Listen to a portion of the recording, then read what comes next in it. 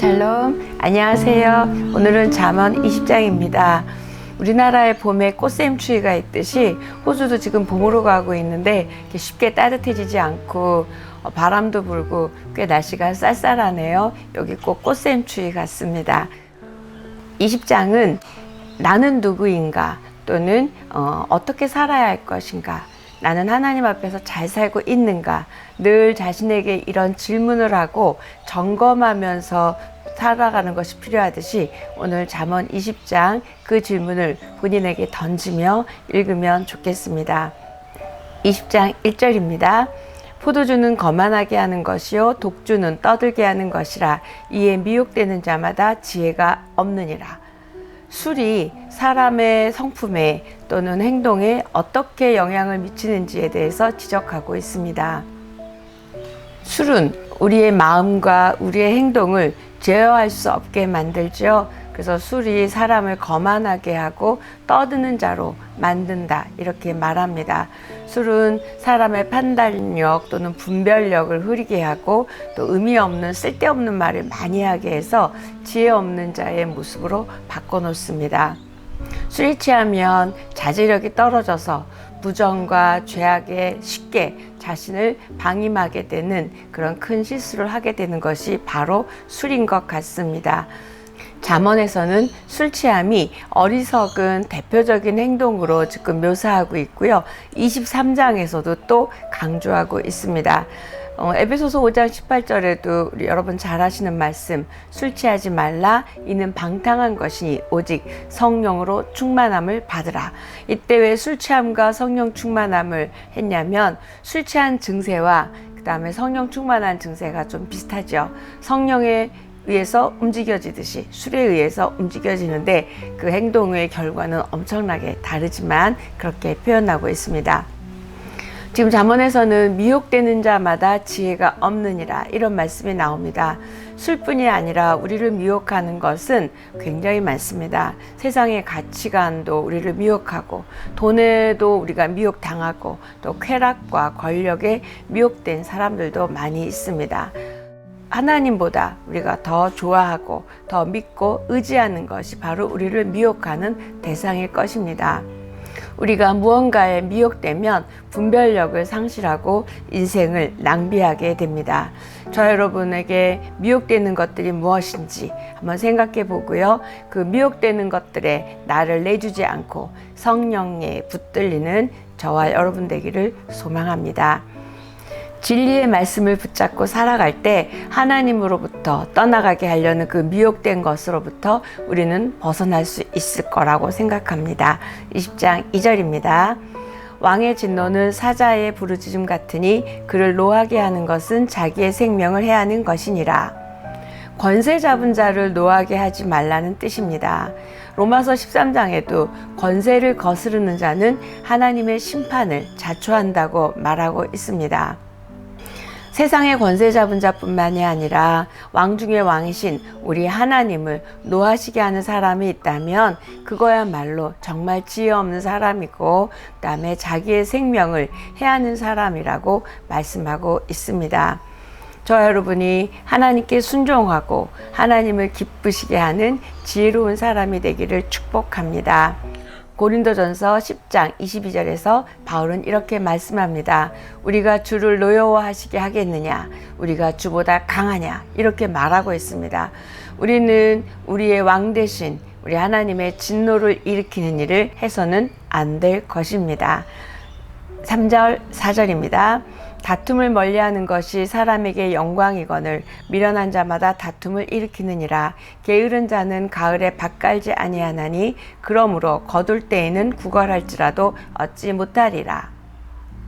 3절에 다툼을 멀리하는 것이 영광이라고 합니다. 밑줄 그었으면 좋겠습니다. 지혜로운 사람은 누구나 다 잘 지냅니다. 그러나 지혜롭지 않은 사람은 다투는 자가 많고 또 갈등하는 자가 많다는 뜻이겠죠. 우리가 지혜로운 자가 돼서 가족이나 친구나 또 공동체에서 누구랑도 가깝게 지내고 갈등을 일으키고 문제를 일으키지 않는 지혜로운 자 되기를 소망합니다. 또 4절은 게으른 자에 대해서 말하고 있습니다. 게으른 자는 육신의 삶에서도 또는 영적인 삶에서도 늘 핑계가 있습니다. 바빠서 못했다, 아파서 못했다, 또는 뭐 더 급한 일이 있었다, 이런 식으로 늘 핑계를 대죠. 그 게으름의 결과는 빈곤입니다. 영적 빈곤 또는 물질의 빈곤인 것을 설명하고 있습니다. 5절입니다. 사람의 마음에 있는 모략은 깊은 물 같으니라. 그럴지라도 명철한 사람은 그것을 길어내느니라. 모략은 지혜자가 어려움에 처한 다른 사람에게 권고하는 말을 모략이라고 합니다. 이 모략을 뭐라고 표현했죠? 깊은 물과 같다. 깊은 물은 땅속 깊은 곳에 있기 때문에 우리가 파야지 그걸 얻을 수 있는 것처럼, 겉으로 드러나지 않는 것처럼 모략도 겉으로 드러나는 것이 아니라 우리 마음속 깊은 곳에 감추어져 있는 샘물과 같다. 결국 지혜로운 자는 이 깊은 물과 같은 모략을 파내서 사용할 수 있음을 말합니다. 모략은 모든 사람이 다 가지고 있지만 모든 사람이 다 사용할 수는 없고요. 오직 지혜와 명철을 가진 자만이 그것을 퍼올리고 사용할 수 있음을 설명하고 있습니다. 깊은 물을 길어내는 수고가 있어야지 신선한 물을 마실 수 있는 것처럼 지혜롭고 명철한 자도 많은 훈련과 또 수고를 통해서 지혜를 얻을 수 있다는 것을 설명하고 있습니다. 6절, 7절입니다. 많은 사람이 각기 자기의 인자함을 자랑하나니 충성된 자를 누가 만날 수 있으랴. 온전하게 행하는 자가 의인이라. 그의 후손에게 복이 있느니라. 후손에게 복이 있다는 말 밑줄 긋고 싶죠. 우리는 누구나 다 나보다 우리 자녀들이 더 복받고 잘 되기를 원합니다. 그러려면 어떻게 해야 된대요? 온전하게 행할 때 우리 자녀들이 하나님의 복을 받는다고 잠언은 말하고 있습니다. 의인은 온전한 길을 걷는 자고 복을 받을 것이라고 말하는데요. 이 말씀은 출애굽기 20장 6절에서도 내 계명을 지키는 자에게는 천대까지 은혜를 베푸느니라, 이런 말씀과 통하고 있습니다. 지금 잘 되는 것도 중요하지만 다음 세대가, 우리 자녀 세대가 복을 받는 것은 또 더 중요한 것 같습니다. 20장 9절입니다. 내가 내 마음을 정하게 하였다. 내 죄를 깨끗하게 하였다 할 자가 누구냐? 이 말씀은 이 세상에 누구도 자기 스스로 내 죄는 없어졌어 이렇게 말할 수 있는 사람은 없다는 뜻입니다. 의인으로 알려진 욥조차도 자신의 무죄함에서 자유로울 수 없었습니다. 누가 스스로 하나님 앞에서 깨끗하다, 무죄하다고 할 수 있을까요? 죄 없는 자가 있을까요? 지금 그 부분을 말하고 있습니다. 이렇게 죄 없는 자가 없기 때문에 예수 그리스도를 통해서만이 우리는 하나님께 갈 이유, 예수 그리스도를 통해서만이 가야 될 이유가 여기에 있습니다. 지혜자의 특성은 자신이 죄인임을 알고 또 자신을 성찰하고 또 여호와 앞에서 자신의 한계를 인정하는 것이 바로 지혜자의 특성입니다. 우리의 한계를 또 우리의 죄를 알기 때문에 우리의 죄를 씻어주시는 그 하나님을 인정하는 것이 지혜임을 강조하고 있습니다. 20장 10절과 또 20장 23절 함께 하겠습니다. 같은 내용이라서요. 한결같지 않은 저울추와 한결같지 않은 뇌는 다 여호와께서 미워하시니라. 한결같지 않은 저울추는 여호와께서 미워하시는 것이요 속이는 저울은 좋지 못한 것이니라. 20절과 23절에 공통적으로 한결같지 않은 추를 설명하고 있습니다. 결국 부정한 상거래에 대한 행위에 대해서 경고하는 말씀입니다. 하나님께서는 속이는 상거래뿐만 아니라 속이는 행위를 싫어하심을 이 말씀은 전하고 있습니다. 20장 11절에서 12절입니다. 비록 아이라도 자기의 동작으로 자기 품행이 청결한 여부와 정직한 여부를 나타내느니라. 듣는 귀와 보는 눈은 다 여호와께서 지으신 것이니라. 잠언은 품성이 행동을 통해서 드러난다는 점을 강조하고 있습니다. 그러니까 그 행동을 보면 그 사람의 성품을 알 수 있다는 내용이죠. 그래서 행위가 나오는 것은 마음이죠. 그래서 11절이 말하려는 것은 선한 마음을 품으라는 말씀입니다. 우리가 이 귀와 눈을 통해서 듣고 보는 걸 통해서 우리가 지혜가 마음에 쌓이고 또 이 마음에 쌓인 지혜가 우리의 행동으로 나타난다는 것을 말하고 있습니다. 15절입니다. 세상에 금도 있고 진주도 많거니와 지혜로운 입술이 더욱 귀한 보배니라. 잠언은 지혜의 가치가 보물보다 더 소중하다고 앞부분에서 강조했었고요. 또 20장 15절에서는 지혜로운 입이 세상에 어떤 보물보다 가치 있다고 말하고 있습니다. 깊은 물과 같은 지혜를 길어내는 자는 보배로운 말을 하는 자입니다. 보배로운 입술을 가진 자는 사람을 살리는 말, 생수와 같은 말을 할 것입니다. 입술의 지혜는 좋은 생각과 좋은 마음에서 비롯되죠. 여기서만 나가는 게 아니라 사실 생각과 마음에서 말이 나갑니다. 많은 사람들에게 평안과 기쁨을 주기 때문에 금보다 귀한 보배인 것입니다. 우리 마음을 하나님의 말씀과 또 하나님의 지혜로 가득 채울 때 우리는 지혜로운 말, 참 보배로운 말을 할 수 있을 것입니다. 20장 17절입니다. 속이고 취한 음식물은 사람에게 맛이 좋은 듯하나 그 후에는 그의 입에 모래가 가득하게 되니라. 부정하게 취한 이득은 결코 유익을 가져오지 못함을 설명하고 있습니다. 그 순간에는 취했기 때문에 좋은 것 같아도 모래를 씹은 것처럼 크게 실망하게 됨을 설명합니다. 20장 19절입니다. 두루다니며 한담하는 자는 남의 비밀을 누설하나니 입술을 벌린 자를 사귀지 말지니라.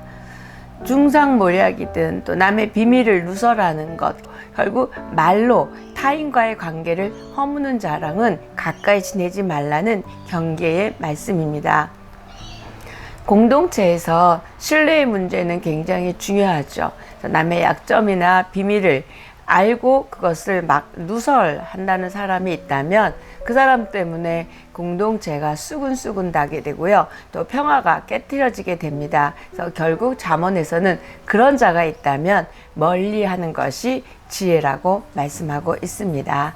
20절, 21절입니다. 자기의 아비나 어미를 저주하는 자는 그의 등불이 흑암 중에 꺼짐을 당하리라. 처음에 속히 잡은 산업은 마침내 복이 되지 아니하느니라.